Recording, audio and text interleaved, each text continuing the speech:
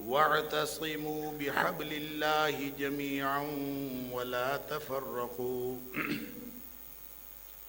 واذكروا نعمة الله عليكم إذ كنتم أعداء فألف بين قلوبكم فأصبحتم بنعمته إخوانا وكنتم على شفا حفرة من النار فانقذكم منها كذلك يبين الله لكم آياته لعلكم تهتدون۔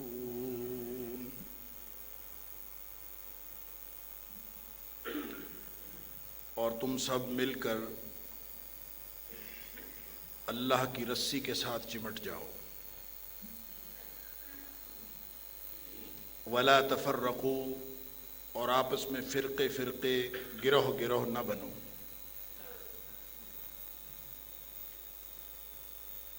اور اللہ کے اس انعام کو یاد کرو جو تمہارے اوپر اللہ تعالیٰ نے کیا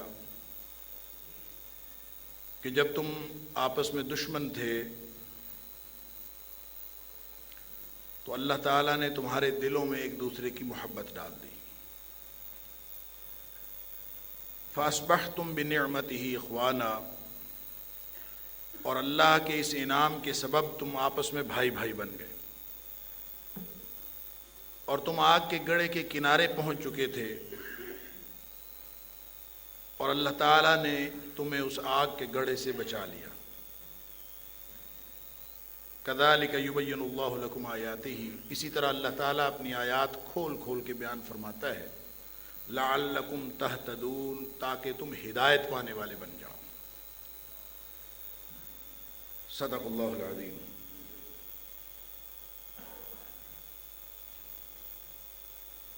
اللہ کے نبی کی امت کو کس طرح سے ایک امت بننا ہے اور کس طرح سے اب آپس کے جو اختلافات ہیں ان کو ہینڈل کرنا ہے، اور آپس میں گروہ گروہ اور فرقہ فرقہ ہونے سے کیسے بچنا ہے، اللہ کریم نے سورہ آل عمران کی اس آیت میں ہمیں حکم فرمایا ہے کہ وَاعْتَصِمُوا بِحَبْلِ اللَّهِ جَمِيعًا وَلَا تَفَرَّقُوا، اللہ کی رسی کو سب مل کر مضبوطی سے پکڑ لو، وَلَا تَفَرَّقُوا، اور آپس میں گروہ گروہ اور فرقے فرقے نہ بنو۔ تو گزشتہ جمعے میں ہماری گفتگو نبی پاک صلی اللہ علیہ وآلہ وسلم کے فرامین کی روشنی میں اس طرح آگے بڑھی تھی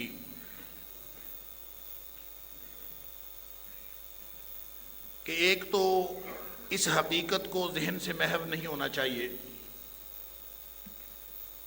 کہ مختلف تنظیمیں موجود ہونا، مختلف ناموں سے مختلف گروہوں کا موجود ہونا فرقہ واریت نہیں۔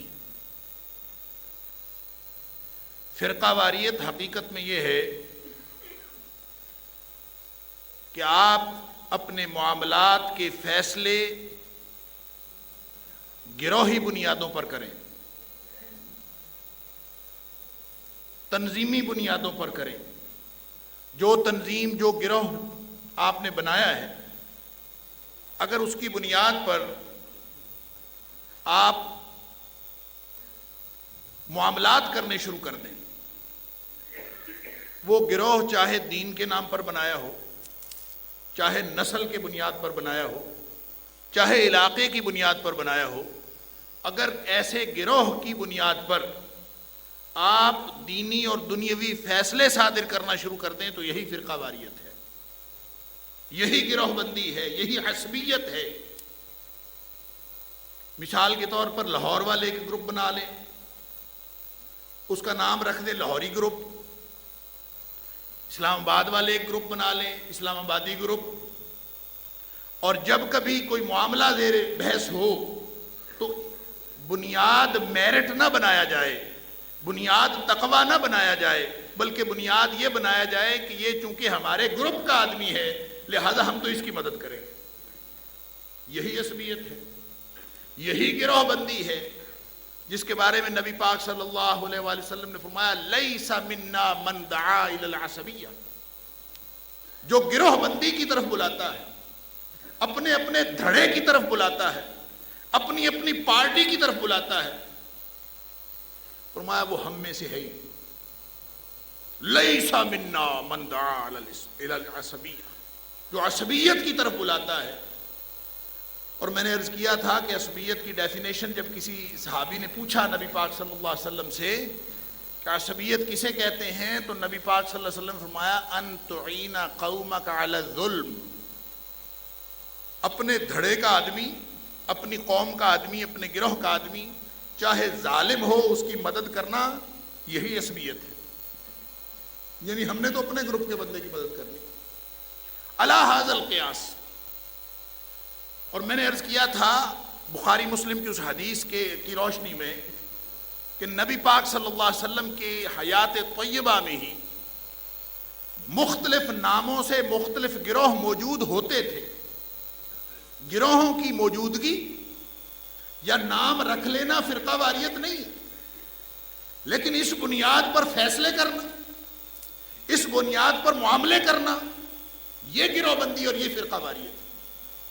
نام چاہے جماعت المسلمین رکھا ہو، نام چاہے جتنا مرضی اچھا رکھا ہو، اگر نام جتنا مرضی اچھا ہو، اگر اس بنیاد پر آپ لوگوں کو اپنے نہ صرف اپنے گروہ سے نکالتے ہیں بلکہ دائرہ اسلام سے ہی خارج قرار دے دیتے ہیں، اگر اس بنیاد پر فیصلے ہونے لگے. تو میں نے عرض کیا تھا کہ صحابہ کرام میں مہاجرین اور انصار کے دو گروہ موجود تھے، مستقل گروہ موجود تھے. یہ مہاجر ہیں، یہ انصار ہیں. اور بے شمار حدیث کے اندر باقاعدہ یہ گروہ ان کی موجودگی بتائی جاتی کہ فلاں جگہ پہ اتنے صحابی انصاری بیٹھے تھے، اتنے مہاجر بیٹھے. ساری بات اسی طرح سے ہے کہ مہاجر اور انصاریوں کے گروہ الگ الگ موجود تھے اور اس نام سے موجود تھے کہ یہ مہاجرین ہیں، یہ انصار ہیں. اللہ نے قرآن میں ذکر کیا کہ اللہ مہاجروں سے بھی خوش ہو گیا، اللہ انصاریوں سے بھی خوش ہو گیا. یعنی مستقل دو گروہ تھے، لیکن ان دو مستقل گروہوں کی موجودگی فرقہ واریت نہیں تھی. فرقہ واریت بننے لگی کہ جب کسی مہاجر کی چھڑی لگی انصار کو. میں نے پوری حدیث بیان کی تھی، انصاری کو چھڑی لگی مہاجر کی، لڑائی ہو گئی. اب لڑائی ہونے کے بعد اب یہ کہنا کہ مسلمانوں آؤ میری مدد کرو یہ اور بات ہے، بلکہ یہ کہنا یا للمہاجرین یا للانصار. اس نے انصاریوں کو بلا لیا، اس نے مہاجروں کو بلا لیا. انصاریوں آؤ میری مدد کرو، مجھے مہاجر نے چھڑی ماری ہے، سوٹی لگ گئی ہے مجھے. اللہ اکبر. اس نے اپنے مہاجروں کو بلا لیا یا للمہاجرین. ابھی آواز نکلی ہے، لوگ لڑائی پہ فوجیں اکٹھی نہیں ہوئی، دونوں گروہ لڑے نہیں ہیں، صرف آواز دی ہے. تو نبی پاک صلی اللہ علیہ وآلہ وسلم کی سماعتوں سے یہ آواز ٹکرائی اور نبی پاک صلی اللہ علیہ وسلم فوراً غصے میں اپنے خیمے سے باہر تشریف لائے. آپ نے فرمایا ما بال دعوی جاہلیت. یہ جاہلیت کی پکار کس نے پکاری ہے؟ یعنی انصاری ہونا، مہاجر ہونا جاہلیت نہیں ہے. جاہلیت اس وقت ہے جب مہاجر ہونے کی بنیاد پر معاملہ کرے اور انصاری ہونے کی بنیاد پر اپنے مہاجر بھائی سے اپنا فرق کرے. جب یوں فرق کرے گا تو یہ تفرقہ بازی ہے، یہ فرقہ واریت ہے. لہذا نبی پاک صلی اللہ علیہ وسلم نے فرمایا ما بال دعوی جاہلیت. یہ کیسی جاہلیت کی پکار ہے؟ کس نے پکاری؟ لوگوں نے آ کے بتایا جی چھڑی لگی تھی اور اس نے انصاریوں کو پکار لیا، اس نے مہاجروں کو پکار لیا، یہ ہوا ہے. تو نبی پاک صلی اللہ علیہ وسلم فرمایا دعوہا، اس دعوے کو، اس حرکت کو چھوڑ دو. یہ نہیں فرمایا نام چھوڑ دو، نام کا کوئی مسئلہ نہیں، نام آپ ہزاروں رکھ کے پھرتے رہیں تنظیمیں بنا کے پھرتے رہیں، کوئی فرق نہیں پڑتا اس وقت تک جب تک آپ اس بنیاد پر فیصلے نہ کرنا شروع کریں۔ جب آپ اس بنیاد پر فیصلے کریں گے، تقوی کی بنیاد پر نہیں کریں گے، اسلام کی بنیاد پر نہیں کریں گے، اپنے اپنے گروہ، اپنی اپنی پارٹی کی بنیاد پر فیصلہ کریں گے، تو یہی گروہ بندی ہے، یہی فرقہ واریت ہے، یہی تفرقہ بازی۔ لہذا نبی پاک صلی اللہ علیہ وسلم دعوہا، چھوڑ دیں اس بات کو، فَإِنَّهَا مُنْتِنَةٌ، یہ بدبودار ہے، یہ گلا سڑا دینے والی ہے، یہ گلی سڑی چیز ہے، یہ نعرہ جس قوم میں بھی جائے گا گلا سڑا کے رکھ دے گا، دعوہا، اس کو چھوڑ دیں۔ تو نبی پاک صلی اللہ علیہ وسلم کے اس فرمان سے اور اس واقعے سے واضح ہو گیا کہ حقیقت میں کس طرح کی گروہ بندی کو فرقہ واریت کہتے ہیں۔ گروہ موجود ہونا اور کوئی نام رکھ لینا الگ الگ، اس سے کوئی فرق نہیں پڑتا۔ فلاح انسانیت، ادارہ فلاح انسانیت اور ادارہ فلاح معاشرہ، انجمن فلاح انسانیت، انجمن فلاح معاشرہ، جس نے جو مرضی تنظیم بنائی ہو، لیکن اگر معاملہ یہ ہونا شروع ہو جائے کہ نہ یہ ہماری انجمن کا ہے، وہ فلاں کی انجمن کا ہے، اس بنیاد پر فیصلے ہونا شروع ہو جائیں، تو انجمن فلاح انسانیت اور انجمن فلاح معاشرہ بھی فرقہ واریت ہو جائے۔ اگر اس بنیاد پر معاملات ہونے شروع ہو، تو اگر کوئی شخص اس طرح گروہ بندی کی طرف بلاتا ہے، اپنی پارٹی کی طرف بلاتا ہے، دین ہے نا، دین، اللہ کا دین، اس کا نام ہے اسلام، اور اسلام کی طرف بلانے والا اس جماعت کا رکن ہے جو نبی کریم صلی اللہ علیہ وسلم کی جماعت ہے، جو اسلام کی طرف بلاتا، جو اس مسلک کی طرف بلاتا ہے جو نبی پاک صلی اللہ علیہ وسلم کا مسلک تھا، جو اس مسلک کی طرف بلائے۔ وگرنہ میں نے حدیث آپ کے سامنے رکھی حضرت حذیفہ بن یمان رضی اللہ تعالیٰ عنہ کی، اور میں نے عرض کیا تھا کہ میں اس کو مکمل کروں گا، کہ حضرت حذیفہ رضی اللہ تعالیٰ عنہ فرماتے ہیں کہ لوگ خیر کے بارے میں سوال کرتے تھے نبی پاک صلی اللہ علیہ وسلم سے، میں شر کے بارے میں پوچھتا تھا، اس لیے کہ مجھے ڈر لگا رہتا تھا کہیں مجھے شر پہنچ نہ جائے، کہیں میرا آمنا سامنا نہ ہو جائے۔ اللہ اکبر۔ تو ہم کہا نبی پاک صلی اللہ علیہ وسلم سے کہ اللہ کے رسول صلی اللہ علیہ وسلم، ہم جاہلیت میں اور شر میں تھے۔ جاہلیت کیا تھی؟ گروہ بندی تھی، فرقہ واریت تھی، اور قبیلوں کی بنیاد پر فیصلے کیے جاتے تھے۔ فرمایا وہ شر تھا، وہ جاہلیت تھی، اللہ تعالیٰ نے ہمیں اس سے بچا لیا۔ فجاءنا اللہ بہذا الخیر، نبی پاک صلی اللہ علیہ وسلم کی حیات طیبہ، آپ کی ذات اقدس، اس کی روشنی میں ان کو خیر مل گئی، اتحاد ہو گیا، اتفاق ہو گیا۔ اور میں نے عرض کیا تھا کہ نبی اکرم صلی اللہ علیہ وآلہ وسلم کی ذات اقدس وجہ سبب اتحاد امت ہے۔ امت کا اگر اتحاد ہو سکتا ہے تو نبی کریم صلی اللہ علیہ وسلم کی ذات پر ہو سکتا ہے۔ اس وقت اتحاد ہوا، لوگ بھائی بھائی بنے، اور صرف اس بنیاد پر بنے کہ نبی پاک صلی اللہ علیہ وسلم ان میں تشریف لیا۔ اب بھی اور رہتی دنیا تک جب تک ہم یہ کہتے رہیں گے نا کہ میرے بڑے کی مان لو تو پھر اتحاد ہو سکتا ہے، دوسرا کہے گا میرے بڑے کی مان لو تو اتحاد ہو سکتا ہے، کوئی اپنا نام لیتا ہے، کوئی کسی کا نام لیتا ہے، ہر کسی کا اپنا اپنا کوئی نہ کوئی بڑا ہے، ہر کوئی اس کا نام لے کر اتحاد کی دعوت دیتا ہے۔ پچھلے جمعے کچھ لوگ پوچھ رہے تھے کہ آپ نے کہا کہ اتحاد صرف نبی پاک صلی اللہ علیہ وسلم کی ذات پر ہو سکتا ہے، ہر فرقہ دعویٰ تو یہی کرتا ہے کہ ہم کتاب و سنت پر عمل کرتے ہیں، تو کیسے پتا چلے کہ کون کتاب و سنت پر عمل کرتا ہے کون نہیں کرتا؟ اللہ اکبر، کیسے پتا چلے؟ 1 منٹ میں پتا چل جاتا ہے، 1 منٹ میں۔ ہم اگر اپنے سوال بدل لیں، جو ہم اپنے مولویوں سے پوچھتے ہیں، سوال بدل لیں تو خود بخود پتا چل جائے۔ مولوی صاحب سے جا کے یہ نہ پوچھیں کہ مولوی صاحب عاشورہ منانا ہے کہ نہیں منانا، یہ نہ پوچھیں، یہ پوچھیں گے تو مولوی اپنی مرضی کی بات بتا دے گا آپ کو۔ ابھی میں چند دن پہلے کوئی ٹی وی پہ کوئی پروگرام لگا ہوا تھا، آخری حصہ کوئی 5 منٹ میں نے دیکھا، کسی بزرگ کا انٹرویو چل رہا تھا، تو انہوں نے پوچھا کہ بہت مطالبہ آیا ہے یہ پنڈی کے واقعے کے بعد کہ یوں کر لیا جائے کہ ہر قسم کے جلسے جلوس جو ہیں وہ 4 دیواری میں ہوں، تو آپ کا اس کے بارے میں کیا خیال ہے؟ یہ کسی کتاب میں لکھی ہوئی بات نہیں بتا رہا میں، ٹی وی پہ پروگرام چلا جو ساری دنیا نے دیکھا کہ کیا خیال ہے 4 دیواری میں اگر کر لیا جائے تو کیا حرج ہے؟ وہ آگے سے جواب فرماتے ہیں، اوہو آپ نے یہ کیا بات کر دی، ایک ایسا عمل جو عبادت ہے، جواب سن لیجیے، عزاداری عبادت ہے، فرض ہے، واجب ہے، عبادت ہے، فرض ہے، واجب ہے، اس کو 4 دیواری میں کیسے محدود کیا جا سکتا ہے؟ فرض ہو، واجب ہو، اللہ اکبر،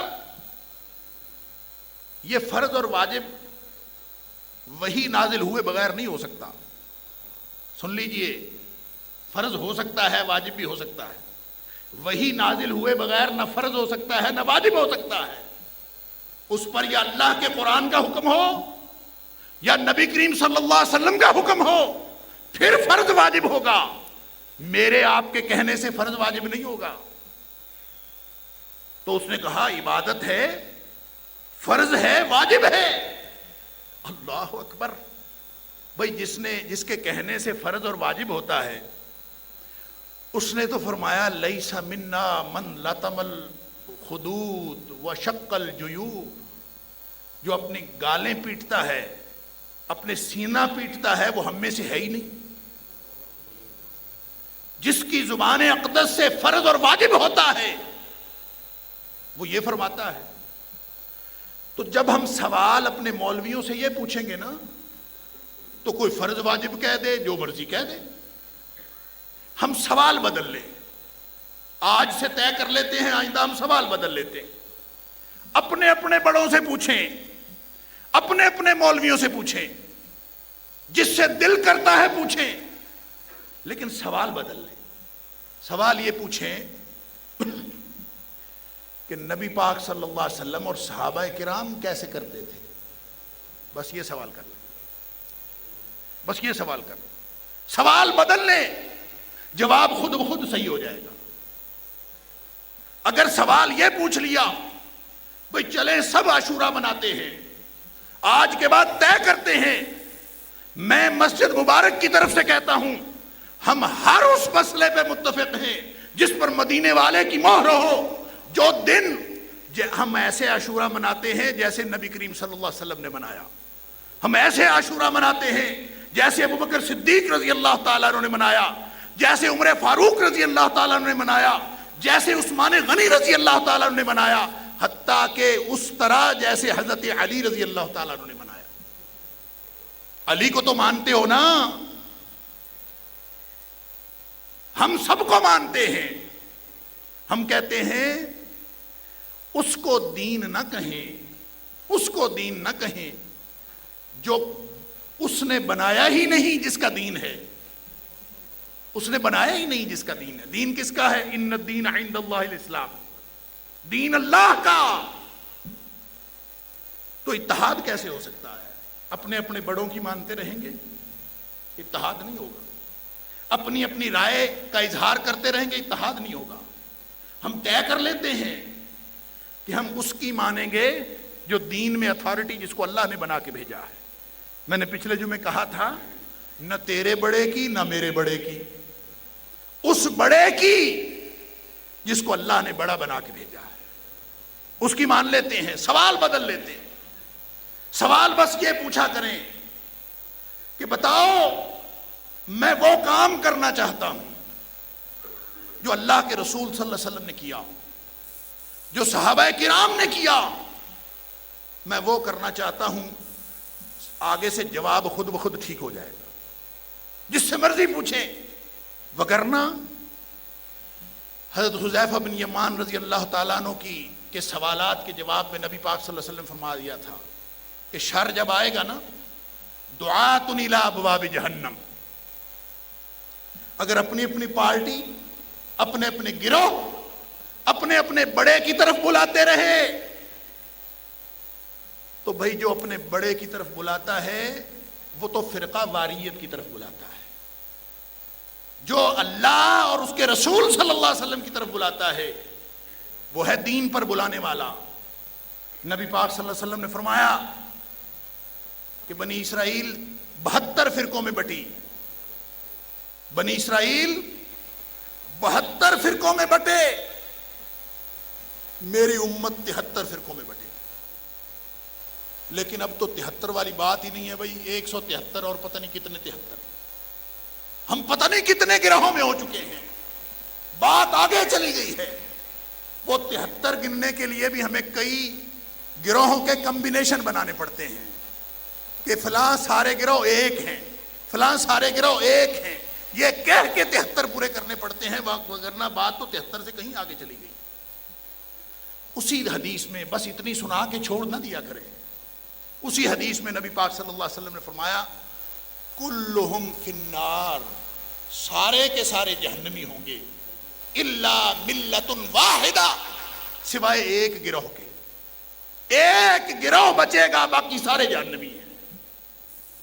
اب پھر مسئلہ وہی کہ ہر فرقہ، ہر گروہ اس بات کا دعویٰ کرتا ہے وہ ہم ہیں۔ میں کہتا ہوں میرا دعویٰ بھی غلط، تیرا دعویٰ بھی غلط، سب کا دعویٰ غلط۔ اسی سے پوچھ لیں جس نے 73 فرقوں کی خبر دی ہے، اسی سے پوچھ لیں۔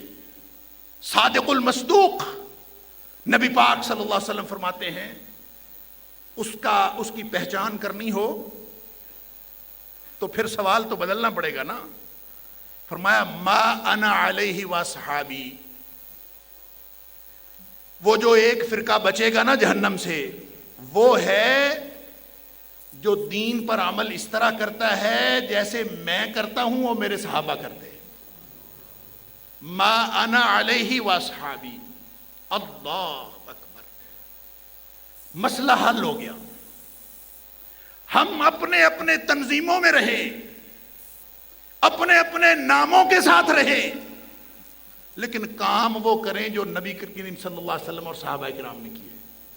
کوئی حرج نہیں اپنی اپنی تنظیموں میں رہنے سے، کوئی حرج نہیں اپنے اپنے گروہوں میں رہنے سے، لیکن کام اگر وہ نہ کیے نا جو نبی پاک صلی اللہ علیہ وسلم نے نہیں کیے، اور وہ کیونکہ دین تو وہ ہے، الیوم اکملت لکم دینکم واتممت علیکم نعمتی ورضیت لکم الاسلام دینا، دین تو مکمل ہو گیا، اسلام خطبہ حجت الوداع کے موقع پر سرٹیفکیٹ آسمانوں سے بھی آ گیا۔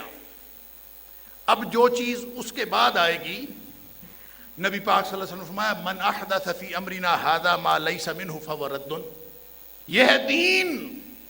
اب اس دین کے اندر کسی نے نئی بات ملائی، چاہے 50 سال بعد ملائی ہو، چاہے 100 سال بعد ملائی، چاہے 1400 سال بعد ملائی، جس نے بھی اس کے اندر نئی بات شامل کی فہو رد، وہ ریجیکٹڈ ہے، وہ مردود ہے، وہ اللہ کے ہاں قابل قبول نہیں۔ لہذا اس کو آپ جو مرضی نام دے لیں، میں اس کو کوئی برا نام نہیں دیتا۔ میں کہتا ہوں نبی پاک صلی اللہ علیہ وسلم کے بعد جتنی باتیں شروع ہوئی ہیں وہ سماجی روایت ہو سکتی ہے، وہ ہر علاقے کی روایت ہو سکتی ہے، وہ اپنی اپنی کوئی سوشل کسٹم ہو سکتی ہے، اس کا جو مرضی نام رکھ لیں، اس کو دین تو نہ کہیں نا، وہ دین نہیں ہے۔ اس کا جو مرضی نام رکھ لیں، اس کو دین نہیں کہا جا سکتا۔ دین صرف وہ ہوگا جس پر مدینے والے کی مہر ہو، اس کے علاوہ کوئی چیز دین نہیں۔ لہذا اتفاق اتحاد کیسے ہو سکتا ہے جب دعات الی ابواب جہنم ہر فرقہ اپنی طرف بلا رہا ہے؟ تو نبی پاک صلی اللہ علیہ وسلم نے فرمایا ایسے سمجھو جیسے وہ جہنم کے دروازوں کی طرف بلا رہے ہیں، جہنم کے دروازوں پہ کھڑے ہیں، جہنم کے دروازوں کی طرف بلا رہے ہیں۔ من اجابہم الیہا، اور جس نے بھی ان کی بات پر لبیک کہہ دیا، قذفوہ فیہا، وہ اس کو جہنم میں لے جاتے ہیں، جہنم میں پھینک دیتے ہیں۔ بھئی کیسے بچیں پھر؟ کیا کروں میں؟ پوچھ لیا حضرت حذیفہ رضی اللہ تعالیٰ عنہ نے، اللہ کے رسول صلی اللہ علیہ وسلم اگر ایسی صورتحال میں دیکھوں، لوگ اپنے اپنے، ہر بندہ اپنی اپنی ڈگڈگی بجا رہا ہے، میں کیا کروں؟ فرمایا تلزم جماعت المسلمین و امامہم، تم یہ کرنا کہ مسلمانوں کی اجتماعیت کے ساتھ مل جانا، وہ مسلمانوں کی جماعت، وہ نہیں جس نے الگ ہو کے اپنا نام جماعت المسلمین رکھا ہو، وہ نہیں، جنہوں نے جڑ کے اپنا نام جماعت المسلمین رکھا ہو، جو اس طرح سے جڑ گئے ہوں جو افتراق کی علامت نہ ہو بلکہ اتحاد کی علامت، اس کے ساتھ جڑ جانا۔ تلزم جماعت المسلمین و امامہم، امام بھی ان کا اگر بنا ہوا ہو، ایسی کوئی جماعت کوئی تنظیم بنی ہے جو چھوٹے چھوٹے دائرے مسلکوں کے نہیں، بڑا دائرہ اسلام، اس لیول پہ اگر کوئی ہے تو اس کے ساتھ جڑ جانا۔ وہ کہتا ہے میں نے کہا، حضرت حذیفہ فرماتے ہیں میں نے کہا اللہ کے رسول صلی اللہ علیہ وسلم فَإِن لَمْ يَكُنْ لَهُمْ جَمَاعَةٌ وَلَا امام، اگر میں ایسی صورتحال میں پھنس جاؤں، نہ جماعت نہ کوئی امام، تو میں کیا کروں؟ فرمایا فَاعْتَزِلْ تِلْكَ الْفِرْقَ كُلَّهَا، جو فرقہ واریت کر رہا ہے ہر اس کو چھوڑ دو، اس کو چھوڑنا لازمی ہے، اور اگر اس کو چھوڑنا ممکن نہ ہو اس معاشرے میں رہ کر، اللہ اکبر، تو جنگلوں میں جانا پڑے تو جنگلوں میں نکل جانا، چھوڑنا لازمی ہے۔ وَلَوْ أَن تَعَضَّ بِأَصْلِ شَجَرَةٍ، اگر اس معاشرے میں رہ کر ان کو چھوڑنا ممکن نہ ہو تو جنگلوں میں نکل جانا، چاہے تمہیں درختوں کی جڑیں چبانا پڑے، حَتَّى يُدْرِكَكَ الْمَوْتِ، ایسے ہی تیری موت آ جائے، وَأَنْتَ عَلَى ذَلِكَ، اسی حالت میں تیری موت آ جائے تو زیادہ بہتر ہے بجائے فرقوں میں رہ کے زندگی گزارنے۔ اللہ اکبر، کیا کریں؟ جس تنظیم کو، جس اپنے گروپ کو، جس اپنی پارٹی کو میں ریپریزنٹ کرتا ہوں، ہم میں سے ہر ایک، اب کیسے پتہ چلے کہ وہ فرقہ واریت کر رہے ہیں کہ نہیں کر رہے؟ بڑی گمبھیرتا ہے، بڑا ابہام ہے، تو نہ پتہ چلے تو پھر کیا کرنا؟ ایک ایسا نسخہ اللہ کریم نے قرآن میں بتا دیا، سبحان اللہ، اگر اس نسخے پر ہم عمل کر لیں تو فرقہ واریت کی جڑ ابھی کٹ جائے گی۔ سورۃ المائدہ کے اندر اللہ کریم نے فرمایا وَتَعَاوَنُوا عَلَى الْبِرِّ وَالتَّقْوَى وَلَا تَعَاوَنُوا عَلَى الْإِثْمِ وَالْعُدْوَانِ، یوں کرو، نہیں پتہ چلتا تو نہ صحیح، اس بات کا تو پتہ چلتا ہے کون نیکی کر رہا ہے اور کون نہیں کر رہا، اس بات کا تو پتہ چلتا ہے کہ نہیں پتہ چلتا؟ نیکی کیا ہے؟ دین کیا ہے؟ دین اور نیکی وہ ہے جس پر مدینے والے کی مہر ہے۔ لہذا ان سارے فرقوں میں سے، ان ساری جماعتوں میں سے، ان ساری تنظیموں میں سے جو اللہ اور اس کے رسول صلی اللہ علیہ وسلم کا حکم مان رہا ہے، نیکی اور تقوی کا کام کر رہا ہے، آپ اس کے ساتھ تعاون کریں، چاہے وہ کسی تنظیم سے ہے، کسی گروپ سے، تعاون کرنا شروع کر دیں، ہر اس شخص کے ساتھ تعاون کریں، یہ نہ دیکھیں کون کہہ رہا ہے، یہ دیکھیں کیا کہہ رہا ہے، اگر اس کا کہنا اللہ اور اس کے رسول صلی اللہ علیہ وسلم کے فرمان کی ماتحتی میں ہے تو اس کی بات مان لیں، جو بھی کہہ رہا ہے، اور اگر اس کا کہنا وَلَا تَعَاوَنُوا عَلَى الْإِثْمِ وَالْعُدْوَانِ، برائی پر، گناہ پر تعاون نہیں کرنا، زیادتی کے کام پر تعاون نہیں کرنا، چاہے اپنے گروپ کا آدمی ہو، بس یہ شروع کر دیں، دیکھیں فرقہ واریت کے پلے کچھ نہیں رہنا، سارا کچھ ختم ہو جائے گا، فرقہ واریت کی جڑ کٹ جائے گی اگر اس بنیاد پر ہم آپس میں معاملات شروع کر دیں۔ معاملہ کرتے وقت یہ نہ دیکھیں کس پارٹی کا ہے، معاملہ کرتے وقت یہ نہ دیکھیں کس گروپ کا ہے، بلکہ معاملہ کرتے وقت یہ دیکھیں کہ نیکی اور تقوی کے بارے میں اس کا طرز عمل کیا ہے، کتنا نیک ہے، تقوی کے بارے میں اس کا طرز عمل کیا ہے، نیکی کرتا ہے، نبی پاک صلی اللہ علیہ وسلم کے حکم مانتا ہے، تو بس اس کے ساتھ ہمارا تعاون موجود ہے، اور اگر وہ اللہ اور اس کے رسول صلی اللہ علیہ وسلم کا حکم نہیں مانتا تو ہمارا کسی کے ساتھ کوئی تعاون نہیں۔ اس بنیاد پر جب ہم دیکھتے ہیں تو ہر وہ شخص جس نے لا الہ الا اللہ محمد الرسول اللہ پڑھا ہے، میں نے کئی دفعہ یہ بات دہرائی، شوال میں میں نے پہلا جمعہ یہاں پڑھایا تھا 2009 میں، تو جب شوال آتا ہے میں اس کو دہراتا ہوں، اور آج پھر دہرا رہا ہوں کہ ہم نے مسجد مبارک سے ایک اصلاح کی تحریک شروع کی ہے، اور اس اصلاح کی تحریک کی بنیاد پتہ کیا ہے؟ یہی بنیاد ہے کہ جس نے لا الہ الا اللہ محمد الرسول اللہ پڑھا ہے وہ ہماری برادری کا رکن ہے، وہ اسلامی برادری کا، اس بھائی چارے کا رکن ہے۔ اب اس برادری کا، اس خاندان کا فرد ہونے کے بعد کسی کو کوئی بیماری ہو سکتی ہے، کسی کو جسمانی بیماری ہو سکتی ہے، کسی کو روحانی بیماری ہو سکتی ہے، کسی کا سارا جسم کینسر زدہ بھی ہو سکتا ہے۔ تو جتنا مرضی بیماریاں لگی ہیں سب نے مل جل کے بیماریوں کے علاج کی فکر کرنی ہے، لیکن خیر خواہی کے ساتھ، محبت کے ساتھ، پیار کے ساتھ۔ اس لیے کہ خاندان کا کوئی فرد بیمار ہو جائے تو اس سے نفرت نہیں کرتے، اس کی بیماری کا علاج کرواتے ہیں، پیار کرتے ہیں، اس سے محبت کرتے ہیں۔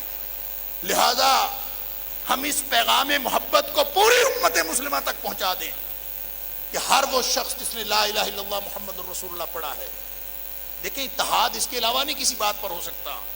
میں نے پچھلے جمعے میں بھی حدیث عرض کی تھی کہ رسی سے مراد اپنی اپنی رسیاں نہیں ہیں، رسی سے مراد کیا ہے؟ نبی پاک صلی اللہ علیہ وسلم اس کی وضاحت فرمائی، سن لیجئے۔ پوری حدیث اس طرح سے ہے، حضرت ابو شریح خزائی رضی اللہ تعالیٰ عنہ وہ فرماتے ہیں کہ ایک دن نبی پاک صلی اللہ علیہ وسلم ہمارے پاس تشریف لائے، خرج علینا رسول اللہ صلی اللہ علیہ وسلم، ایک دن نبی پاک صلی اللہ علیہ وسلم ہمارے پاس تشریف لائے، فقال ابشروا ابشروا، نبی پاک صلی اللہ علیہ وسلم آ کے فرماتے ہیں خوش ہو جاؤ، خوش ہو جاؤ۔ اللہ اکبر، خوشیاں مناؤ، ابشروا ابشروا۔ اور صحابہ کرام کہتے ہیں ہم سارے بڑے حیران ہو کے دیکھنے لگے کہ نبی پاک صلی اللہ علیہ وسلم کس بات کی خوشخبری دے رہے، ابشروا ابشروا۔ اور یہ فرمانے کے بعد آپ نے فرمایا الیس تشہدون اللہ الہ الا اللہ، اور کیا تم اس بات کی گواہی نہیں دیتے کہ اللہ کے سوا کوئی معبود نہیں، وانی رسول اللہ، اور اس بات کی گواہی نہیں دیتے کہ میں اللہ کا رسول ہوں؟ کیوں بھی کون کون گواہی دیتا ہے؟ سارے ہی دیتے ہیں الحمدللہ۔ لہذا فرمایا اگر گواہی اس بات کی دیتے ہو کہ اللہ کے سوا کوئی معبود نہیں، کوئی الہ نہیں، اور نبی پاک صلی اللہ علیہ وسلم کے علاوہ کوئی رسول نہیں جس کی بندگی کی جائے، جس کی اتباع کی جائے، نبی پاک صلی اللہ علیہ وسلم کی اتباع، اللہ کی بندگی، اگر اس بات کی گواہی دیتے ہو تو اس سے بڑی خوشخبری اور کیا ہو سکتی ہے؟ اللہ اکبر۔ اور پھر فرمایا آپ نے فَإِنَّ هَذَا الْقُرْآنَ سَبَبٌ، یہ قرآن ہے وہ رسی، تم نے لا الہ الا اللہ محمد الرسول اللہ پڑھ لیا، یہ ہے اتحاد کی بنیاد۔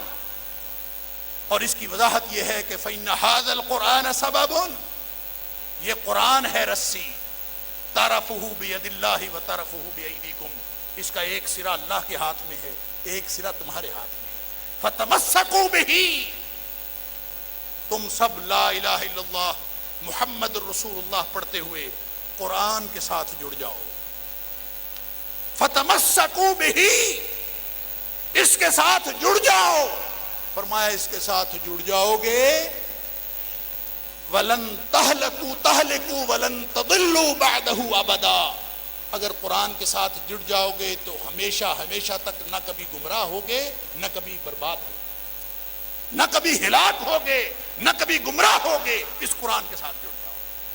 تو ہم انشاءاللہ آج سے اپنے عہد کی تجدید کرتے ہیں کہ ہر اس شخص جس نے لا الہ الا اللہ محمد الرسول اللہ پڑھا ہے اور اس پر ایمان رکھتا ہے وہ ہمارا بھائی ہے، ہم اس سے محبت رکھتے ہیں، اس کے اندر جتنی مرضی روحانی جسمانی بیماریاں ہیں ہم انشاءاللہ سب مل کر اس کے علاج کی فکر کریں گے، پوری محبت کے ساتھ، پوری ہمدردی کے ساتھ، اور اس کو اللہ کے قرآن کا پتہ بتائیں گے کہ یہ ہے اللہ کی رسی، ہم سب قرآن کی بات مان لیں، نبی پاک صلی اللہ علیہ وسلم کے فرمان کی بات، بس یہی اتحاد کی ایک بنیاد ہو سکتی ہے۔ اس کے علاوہ اگر ہم اتحاد کی بنیادیں ڈھونڈیں گے تو کبھی نہیں مل سکتی۔ اللہ تعالیٰ مجھے اور آپ کو اس بات پر عمل کی توفیق عطا فرمائے، اور ہماری امت مسلمہ کے اندر محبتیں پیدا فرمائے اور نفرتیں مٹائے، اور ہم سب کو ایک امت، واحد امت بنا دے جو جنت میں جانے والی ہے۔ وآخر دعوانا الحمدللہ رب العالمین۔ اللہ اللہ